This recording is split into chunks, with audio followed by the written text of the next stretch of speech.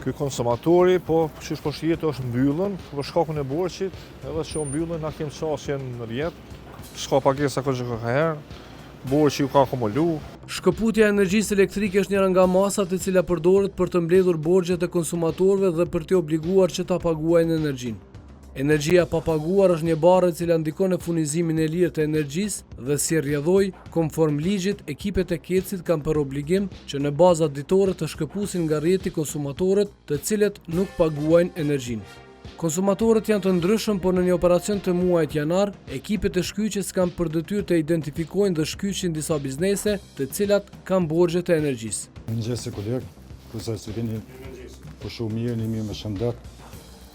Sot kena një aksion për shkyqjen e konsumatorëve me borxhe, kena asistencën e policisë Kosovës, për disa konsumatorë të cilët janë pak më problematik, edhe të cilët kanë kryer një borxh të akumuluar më shumë.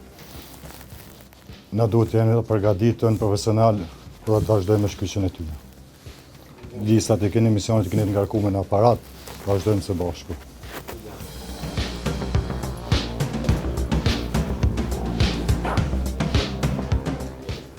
Shkyqjet e energjisë në vazhdimsi janë problematike dhe ato mund të hasin edhe në rezistencë dhe situata të palakmueshme.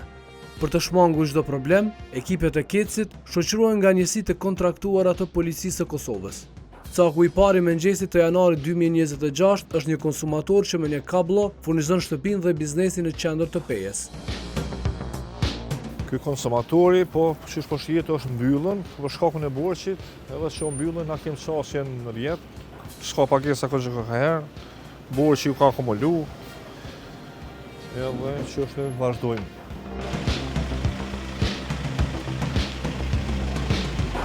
Edhe na bjesni pas ka borës mjaftueshëm. Jo, s'pas ka qasur, për shihet të mbyllën, po na do të ne kry punën. Okej, realizojmë shkyqjen e lëm proces verbalin. Okej. Në situatat ku konsumatorët nuk janë në shtëpi, procedurat i mundsojnë KEC-it që shkyqjen ta zhvillojnë në hapësira të tjera. Punëtorët gjiten në shtyllë për të realizuar ndërprerjen, ndërsa për konsumatorin hartohet dokumentacioni.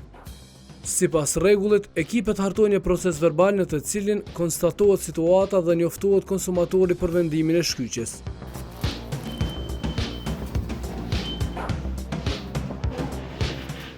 Fillimisht është arsyeja borxhit, po dihet. Po edhe borxhi u ka akumulu, në vlerë ka përmi 2 muaj më shumë që s'ka pagu, edhe për atë arsye këta konsumatorë trajtohen zakonisht kur kemi asistencë edhe policinë, që ta llogaritën borxhi pak më të mëdha. Edhe kur kemi policinë, asistojmë neve për çdo arsye për sa konsumatorë që kanë borxh më shumë, edhe ka ndoshta 2 muaj, 3 që s'kan pagu. Ky është konsumator privat edhe biznes, njëjtin objekt, furnizohet me një kabull, edhe më thonë me një kabull o shkyqje, ka shkyqje edhe biznesi edhe investimi.